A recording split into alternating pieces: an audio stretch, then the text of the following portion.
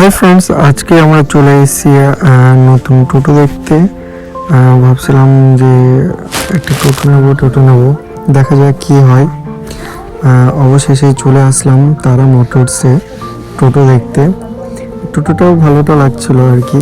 যাই হোক, আগে থেকে কথা বলা ছিল, এখন ডকুমেন্ট শো হচ্ছে।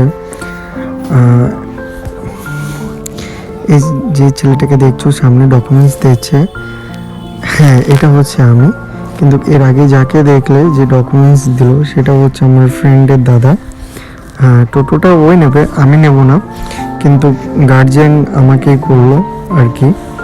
হ্যাঁ, এটা হচ্ছে আমার ডকুমেন্টস, আমি সই করেছি। আর এটাও হচ্ছে টোটো, মানে এই নতুন টোটোটা আমার ফ্রেন্ডের দাদা নিয়েছে। যাই হোক, আমি গার্জিয়ান হয়েছি তার, বাট সে যেমন ডকুমেন্টস দিয়েছিল তার থেকে কম হলেও আমার ডকুমেন্টস লেগেছে।